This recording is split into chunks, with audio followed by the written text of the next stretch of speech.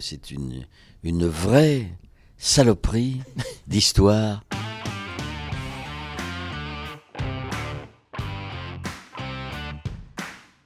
Moi, je venais juste de terminer un film avec Stallone, donc qui est un film d'action assez violent, qui n'est pas encore sorti, mais je te convierai. Et donc là, le fait de me retrouver dans une comédie plus grand public, moins violente, avec moins de sang, moins d'hémoglobine, je dois dire que ça m'a fait des vacances, quoi.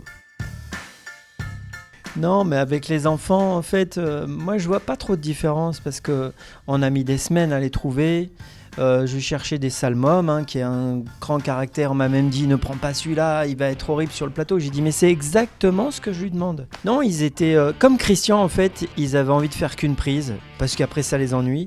Donc comme Christian, ils étaient au taquet pour tout donner dès la première prise. Et, du coup, ça a valu plein de surprises. Ils se marraient, ils voulaient s'amuser. Les enfants, ils jouent pour s'amuser. Uniquement pour ça. Et raconter aux copains.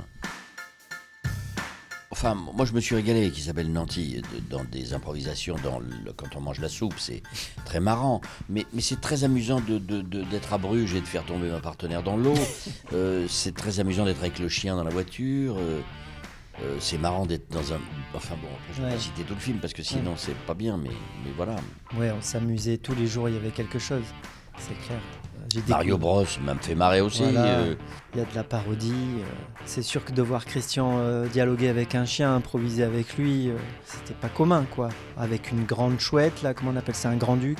Et puis ce duo avec Mamie Poutifard, Isabelle, qui était pleine de doutes au début. Elle disait mais je vais pas faire la maman de Christian, alors j'ai 10 ans de moins. Et puis 3 heures de maquillage plus tard, on est arrivé à la convaincre. On a beaucoup rigolé. C'est toujours compliqué. Pev sait très très bien faire ça. Donc il les fait lui-même, il fait des cascades lui-même. C'est toujours compliqué de faire quelque chose de burlesque, de faire un gag, parce qu'il y a un timing, il y a une précision. Mais bon, c'est un maître là-dedans, lui. Il fait ça depuis des années. Donc c'est une deuxième nature pour lui. Donc les choses se passent finalement assez bien, parce qu'il les a très très bien préparées. Il sait déjà quelles sont les difficultés qu'on va rencontrer. C'est un gamin, le fils du producteur, Adrien Rochman, qui lit le livre de Mourleva en CM1 et qui dit à son père « Mais pourquoi tu le produis pas ?»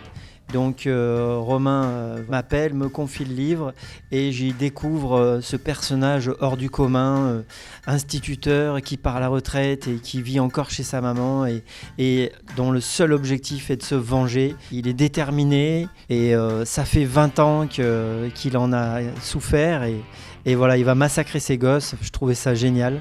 J'étais loin de deviner tout ce qui allait se passer. Ça me permettait de faire un film à gag, c'est ma passion aussi. Et puis de retrouver Christian, ce personnage qui est un peu différent de ce qu'il fait, mais qui est quand même comique, quoi. Je dirais que c'est une vraie saloperie d'histoire de vengeance pour les enfants et la famille.